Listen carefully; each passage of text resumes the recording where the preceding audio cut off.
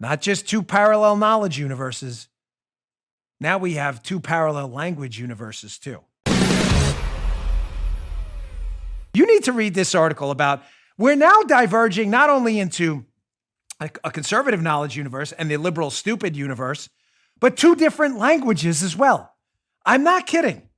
This legal insurrection piece talks about dictionary.com changing the definition of court packing to the Democrats' media version. Just changing it.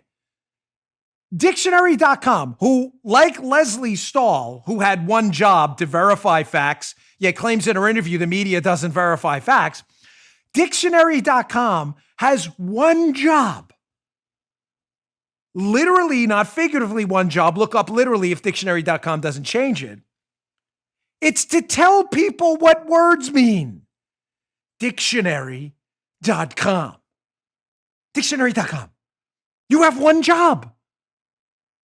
So what's fascinating about Dictionary.com is when hack Democrats decide they want to change the meaning of words to things they don't mean, Dictionary.com, which is supposed to tell you what they mean, tells you they mean something that they don't mean, which just further reinforces my view that when you're in the liberal, stupid, enchanted farce, not only do you not know anything, which makes you stupid, but what you do know is wrong. Here's an example on dictionary.com of liberals walking around the enchanted forest of stupidity who are under the impression, ridiculous idea, that the term sexual preference is in fact offensive.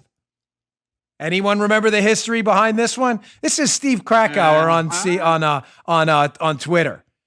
Mazie Hirono and Amy Coney Barrett, and Mazie Hirono, otherwise known as Crazy Mazie, the liberal Democrat radical senator from Hawaii, challenged Amy Coney Barrett, Trump's nominee for the Supreme Court, who's now been confirmed, because she used the term sexual preference. And Mazie Hirono's like, that term is now offensive. Look what happened on dictionary.com. They changed the definition. There you see it. The screenshot right there. If you want to watch on Rumble, you can see it. The definition before Mazie Hirono said nothing about it being offensive. After Mazie Hirono, dictionary.com changed it. Look at the bottom. Offensive. Offensive. See paragraph below. They only changed it because Mazie Hirono, Crazy Mazie from Hawaii, randomly out of nowhere claimed the term sexual preference is offensive, and dictionary.com made it so the people wander around the stupid farce now. If you dare mention sexual preference in the stupid farce, you're homophobic, transphobic, biphobic, you're phobophobic, histophobic, phobophobia. And people are like, wait, what? I checked dictionary.com yesterday, said it was okay. I thought I was okay. You're not okay. They changed it today. You don't know that? You're not on their email list? Come on, guy.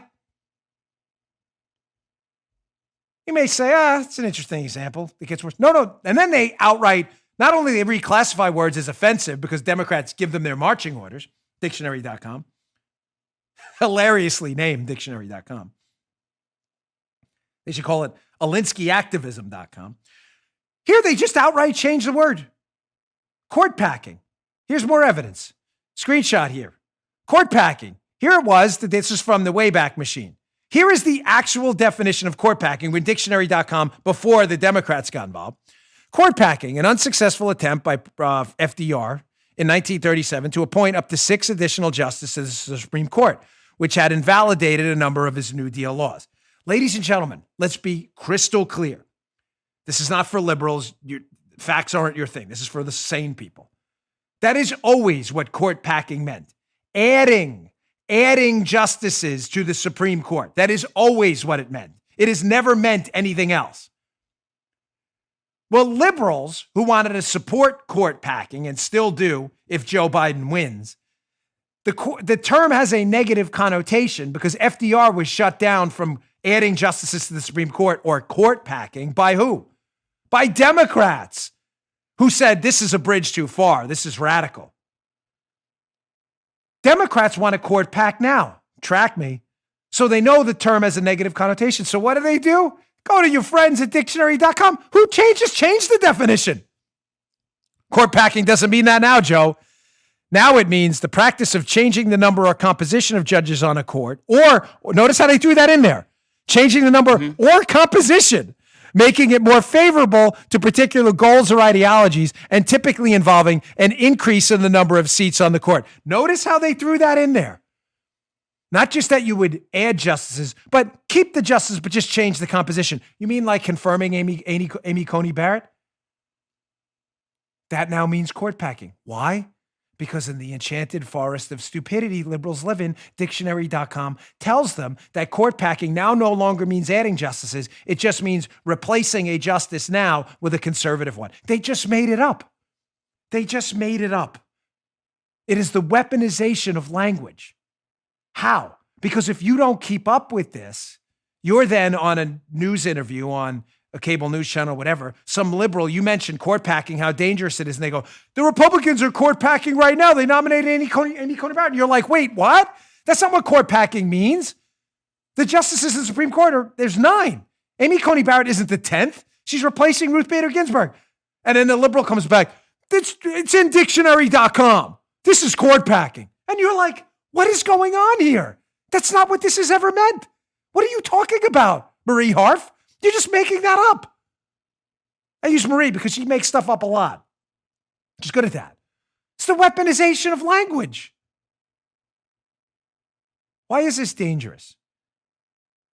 Folks, if I can get very serious for a moment on this, I did a lot of homework on, given my prior line of work, I always found it interesting studying the roots of terrorism. I did. It's a long story, but given my prior line of work, I always want to find out why. It wasn't good enough to say, hey, terror, because there's always 1,000 explanations for why people become terrorists.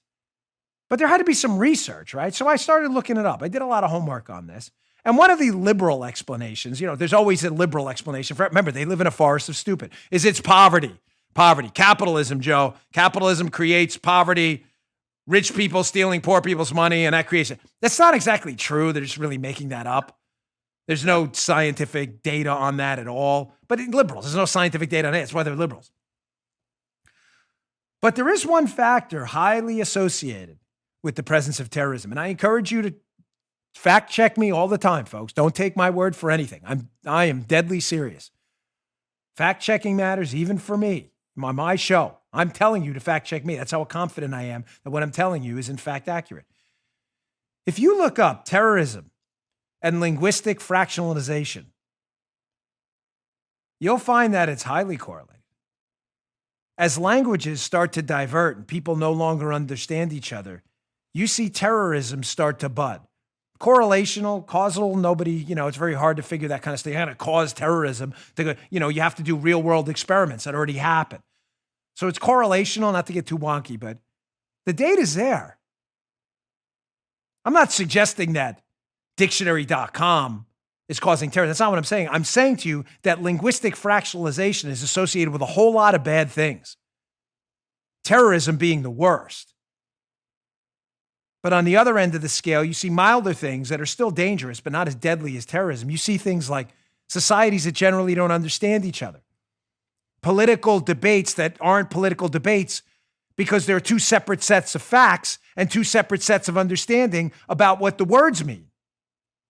How can I argue with you about the benefit of apples for your health if you think I'm talking about oranges?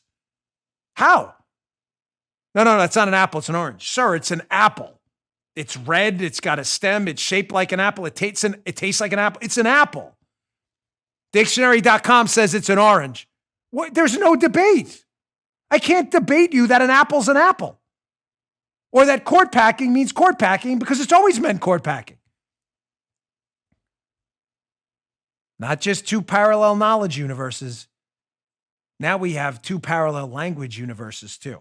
You just heard Dan Bongino.